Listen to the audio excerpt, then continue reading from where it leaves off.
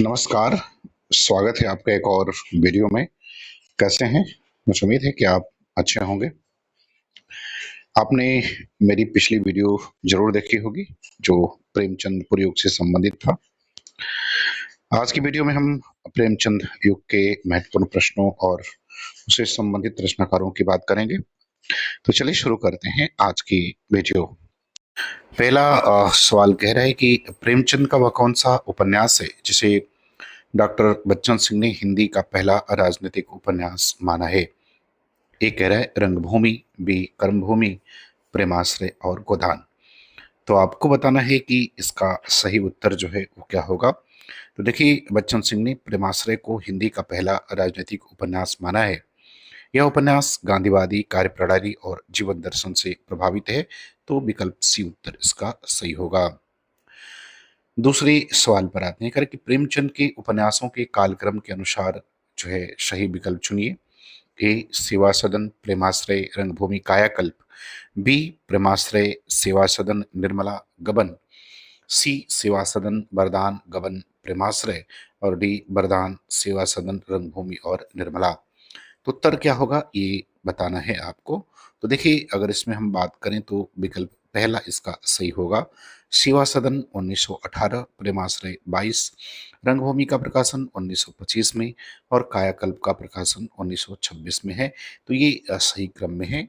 तो पहला विकल्प सही होगा। तीसरे सवाल पर आते हैं करें कि बाजारी हुस्न का हिंदी रूपांतर प्रेमचंद ने किस नाम से किया? ए प्रेमाश्रय, बी सेवा सदन, सी वरदान और डी रंगभूमि। तो आपको बताना कि कौन सा उपन्यास बाजारे हुस्न का हिंदी रूपांतर है। तो बाजारे हुस्न का जो हिंदी रूपांतर है वो सेवा सदन है। विकल्प बी उत्तर सही है। इसका प्रकाशन 1918 में हुआ था।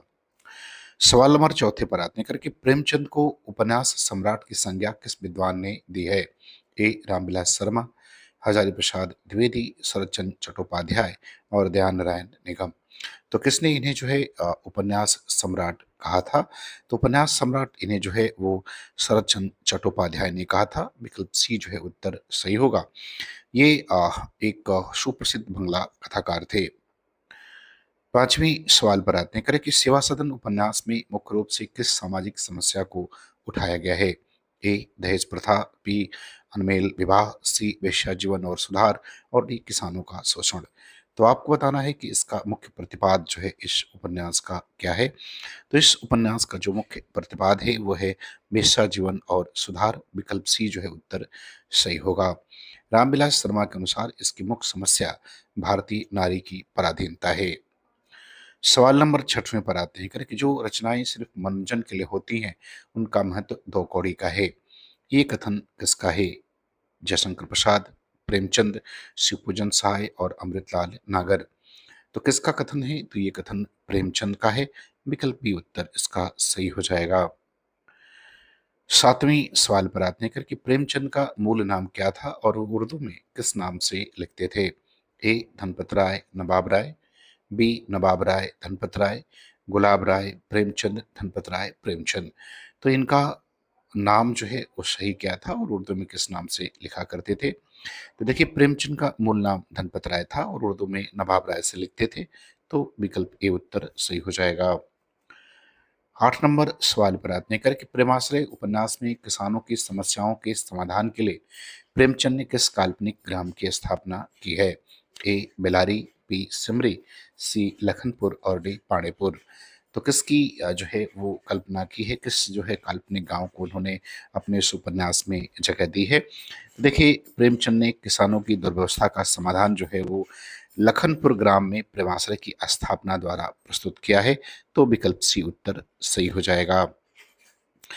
9 नंबर सवाल पर आते हैं कि निम्नलिखित में से कौन सा पात्र प्रेमाश्रय उपन्यास का नहीं है? तो जो इस उपन्यास का पात्र नहीं है उसे बताना है। प्रेम शंकर, इरफान ली, ज्ञान शंकर और सूरदास। तो कौन पात्र जो है इसका नहीं है? तो देखिए, सूरदास इसका पात्र नहीं है। सूरदास ये प्रेमचंद के उपन्यास रंगभूमि का पात्र है, जबकि प्रेम शंकर, ज्ञान शंकर और इरफान अली ये तीनों प्रेमाश्रय के पात्र हैं। 10 नंबर सवाल पर आते हैं कि प्रेमचंद का एकमात्र ऐतिहासिक उपन्यास कौन सा है? ए कायाकल्प, बी रूठी रानी, सी मंगलसूत्र और डी देवस्थान। तो एकमात्र ऐतिहासिक उपन्यास जिसके बारे में बताना है, तो इनका एकमात्र ऐतिहासिक उपन्यास रूठी रानी को माना जाता है। विकल्प बी सही होगा। इसका रचना काल 1907 है। सवाल नंबर 11 पर आते हैं। कथन में कह रहे कि प्रेमचंद के उपन्यासों में आदर्शोन्मुख यथार्थवाद की प्रवृत्ति मिलती है। कारण में कह रहे कि ये यथार्थवाद का चित्रण करते हुए भी अंत में आदर्श की स्थापना पर बल देते हैं। तो आपको नीचे दिए गए उत्तर को बताना है कि कौन सा उत्तर सही होगा। ए कह रहे कि ए और आर दोनों सही है, आर ए की सही व्याख्या है। बी कह रहे कि ए सही आर गलत, सी ए गलत आर सही, और डी कह रहे कि ए और आर दोनों सही हैं लेकिन आर ए की सही व्याख्या नहीं है। तो कौन सा सही होगा? तो देखिए विकल्प पहला सही हो जाएगा। ए और आर दोनों सही हैं और उसकी व्याख्या भी सही है। सवाल नंबर 12 पर आते हैं। कह रहे कि प्रेमचंद को प्रेमचंद नाम किस पत्र के संपादक ने दिया था? तो ये प्रेमचंद को नाम जो है वो मिला हुआ है। किसने दिया? एक हंस, बी जागरण के संपादक, जमाना के संपादक और सरस्वती के संपादक। तो देखिए इनका नाम मूल जो था वो धनपत राय था। प्रेमचंद इनको नाम जो है उर्दू पत्र जमाना के संपादक ने दिया था। विकल्प सी उत्तर सही होगा और इनका नाम था दया नारायण निगम। तो दना नारायण निगम ने जो है ये नाम इन्हें दिया था। सवाल नंबर 13 में करें कि बरदान उपन्यास का मूल उर्दू नाम क्या है? ए असरारे माआविद, बी जलवा ए इसार, सी चौगाने हस्ती और डी गोशा ए आफियत। तो जो इनका बरदान उपन्यास है इसका उर्दू में नाम क्या है ये बताना है। तो इसका उर्दू में नाम जलवा ए इसार है। विकल्प बी उत्तर इसका सही होगा। देखिए बरदान का प्रकाशन 21 में हुआ जबकि इसका उर्दू शीर्षक से जलवा इसार 12 में हुआ था। सवाल नंबर 14 पर आते हैं। किस साहित्य से जिस साहित्य से हमारी सुरुचि न जगे वह साहित्य कहलाने का अधिकारी नहीं है? साहित्य की परिभाषा प्रेमचंद ने किस संदर्भ में दी है? ए मनोरंजन के लिए, बी सच्चे साहित्य के सृजन के लिए, सी केवल किसानों के लिए और डी भाषा की शुद्धि के लिए। तो किसके संदर्भ में दिया है? तो इन्होंने सच्चे साहित्य के सृजन के संदर्भ में। बी विकल्प सही है। सवाल नंबर 15 कह रहा है कि प्रेमचंद युग की समय सीमा हिंदी उपन्यास के विकास क्रम में क्या मानी जाती है? ए 1900 से 1920, बी 18 से 36, सी 36 से 50 और डी 10 से 30। तो सीमा क्या मानी जाती है? तो देखिए प्रेमचंद युग की सीमा जो है वो 18 से 36 मानी जाती है। विकल्प बी सही होगा। 16 नंबर सवाल में कह रहे हैं कि प्रेमा उपन्यास में प्रेमचंद ने किस समस्या का चित्रण किया है? ए विधवा विवाह, बी औद्योगिक समस्या, किसानों का ऋण या सती प्रथा। तो आपको बताना है कि प्रेमा जो उपन्यास है इसका मुख्य प्रतिपाद्य क्या है? तो देखिए इस उपन्यास में विधवा विवाह की समस्या का चित्रण तथा आर्य समाजी उत्साह के साथ विधवा विवाह का समर्थन, इसका जो है वो चित्रण किया गया है। विकल्प ए उत्तर सही होगा। सवाल नंबर 17 पर आते हैं। कह रहे प्रेमचंद के किस उपन्यास में पुनर्जन्म की अलौकिक चमत्कारों वाली कथा का वर्णन है? ए निर्मला, बी गबन, सी कायाकल्प और डी रंगभूमि। तो किसमें जो है वो पुनर्जन्म की अलौकिक चमत्कारों वाली कथा का वर्णन है? तो देखिए ये जो है आपको कायाकल्प में मिलेगा। विकल्प सी उत्तर जो है इसका सही हो जाएगा। देखिए जमींदारी प्रथा के साथ साथ देवप्रिया की विलास लीलाओं और पुनर्जन्म की कथा का चित्रण जो है इसमें किया गया है। सवाल नंबर 18 पर आते हैं। कह रहे हैं कि असरारे माविद उर्दू उपन्यास का हिंदी रूपांतर किस नाम से प्रकाशित हुआ? ए बरदान, बी देवस्थान रहस्य, सी सेवा सदन और डी प्रेमाश्रय। तो देखिए इसका उत्तर क्या होगा बताना। तो देखिए प्रेमचंद का पहला उपन्यास असरारे माविद उर्दू था जिसका हिंदी रूपांतर देवस्थान रहस्य 1905 में प्रकाशित हुआ था। तो विकल्प बी उत्तर सही हो जाएगा। सवाल नंबर 19 पर आते हैं। कह रहा प्रेमचंद पर उनके उपन्यासों में समस्याओं का कैसा समाधान प्रस्तुत करने का आरोप लगता रहा है? ए क्रांतिकारी, बी यथार्थवादी, सी आदर्शवादी एवं कृत्रिम और डी मार्क्सवादी। तो आपको बताना है कि इसका सही उत्तर क्या होगा। तो आदर्शवादी एवं कृत्रिम। विकल्प सी उत्तर सही हो जाएगा। सवाल नंबर 20 पर आते हैं। कह रहे सेवा सदन के उत्तरार्ध में लेखक का ध्यान मुख्य पात्र सुमन से हटकर किस पात्र की ओर आकर्षित हो जाता है? ए गजाधर, बी शांता, सी पदम सिंह और डी सदन। तो किसकी तरफ आकर्षित होता है? तो देखिए सेवा सदन के उत्तरार्ध में लेखक का ध्यान जो है वो शांता की ओर आकर्षित हो जाता है। विकल्प बी उत्तर सही हो जाएगा। और सुमन कथा का केंद्र बिंदु नहीं रह जाती है। सवाल नंबर 21 पर आते हैं। कह रहे प्रेमचंद युग की गतिशील जीवन दृष्टि के निर्माण में किन विचारधाराओं का योग था? ए आर्य समाज, तिलक और गांधी, बी ब्रह्म समाज और मार्क्सवाद, सी केवल गांधीवाद और डी अस्तित्ववाद और छायावाद। तो देखिए प्रेमचंद युग की जो गतिशील जीवन दृष्टि है उसमें आर्य समाज, तिलक और गांधी इन विचारधाराओं का महत्वपूर्ण योगदान रहा। विकल्प पहला सही हो जाएगा। 22 नंबर सवाल में कह रहे हैं कि प्रेमाश्रय उपन्यास के संबंध में कौन सा कथन असत्य है? ए इसमें ग्रामीण जीवन की विषमताओं का चित्रण है, बी इसमें किसानों की दुर्व्यवस्था का समाधान लखनपुर ग्राम द्वारा किया गया है, सी यह गोसाई आफियत का हिंदी रूपांतर है और डी इसमें वेश्या जीवन की समस्या का प्रमुखता से चित्रण है। तो कौन सा कथन असत्य है? तो विकल्प डी जो है इसमें क्या है वो असत्य है।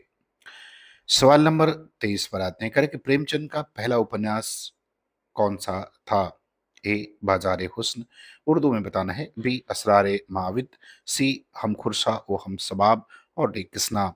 तो देखिए प्रेमचंद का पहला उपन्यास जो उर्दू में था वो असरारे माविद था। विकल्प बी उत्तर सही होगा।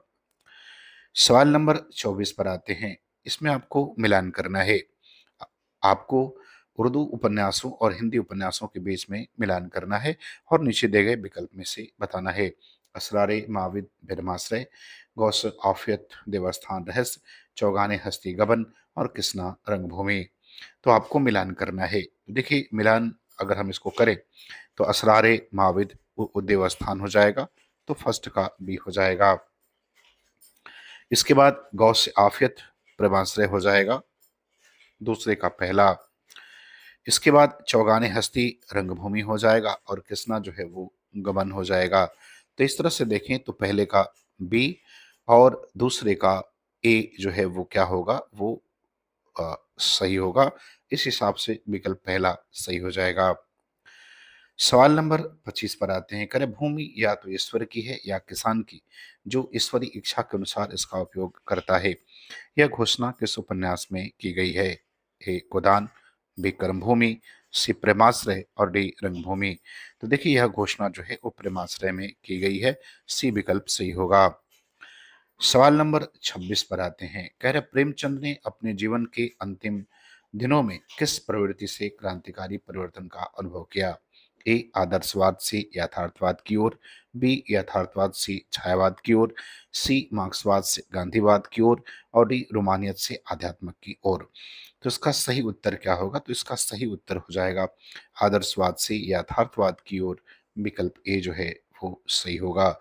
देखिए सेवा सदन और से लेकर गोदान तक आते आते प्रेमचंद के विचारों में क्रांतिकारी परिवर्तन हुआ और वे आदर्शोन्मुख यथार्थवाद से शुद्ध यथार्थवाद की ओर बढ़ चले।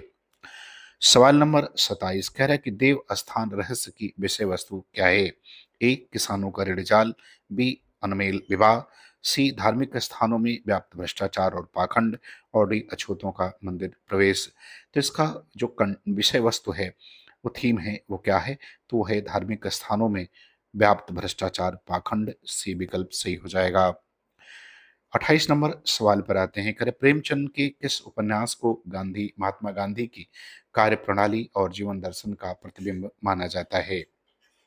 ए वरदान, बी प्रेमाश्रय, सी कायाकल्प और डी निर्मला। तो किसे माना जाता है? तो देखिए वो माना जाता है प्रेमाश्रय को। विकल्प बी उत्तर जो है वो सही होगा। बच्चन सिंह जो है वो प्रेमाश्रय गांधीवादी प्रभाव में ही लिखा है ऐसा मानते हैं। इसमें गांधी जी के हृदय परिवर्तन द्वारा रामराज की स्थापना का लक्ष्य जो है वो दिखाई देता है। ये बात डॉक्टर बच्चन सिंह जो है इस उपन्यास के संदर्भ में कहते हैं। बात सवाल नंबर 29 की। कह रहे प्रेमचंद का उपन्यास प्रतिज्ञा उनके किस पूर्व उपन्यास का परिष्कृत रूप है? ए प्रेमा, बी वरदान, सी सेवा सदन और डी रूठी रानी। तो किसका परिष्कृत रूप है? तो वो प्रेमा का है। विकल्प ए उत्तर इसका क्या होगा? वो सही हो जाएगा। देखिए, प्रेमचंद के पुराने उपन्यास प्रेमा अर्थात दो सखियों का विवाह जो है वही परिष्कृत रूप जो है वो प्रतिज्ञा हुआ है। सवाल नंबर 30 पर आते हैं। करा प्रेमचंद ने साहित्य का क्या प्रयोजन माना है? ए केवल मनोरंजन, बी सामाजिक और मानसिक संस्कार करना, सी भाषा का चमत्कार दिखाना और डी विदेशी संस्कृति का प्रचार। तो उत्तर बताना है कि सही उत्तर जो है क्या होगा? साहित्य का क्या प्रयोजन प्रेमचंद मानते हैं? तो वो मानते हैं सामाजिक और मानसिक संस्कार करना। विकल्प बी उत्तर इसका करेक्ट हो जाएगा। तो मुझे उम्मीद है कि ये वीडियो आपको अच्छी लगेगी। अच्छा लगे तो आप हमारे चैनल को सब्सक्राइब ज़रूर करें। यदि आपने चैनल को सब्सक्राइब किया है तो आप इसे जो है अपने मित्रों, दोस्तों जो हिंदी विषय से तैयारी करना चाहते हैं, उन्हें शेयर करें। पूरा वीडियो देखने के लिए आपका बहुत-बहुत धन्यवाद।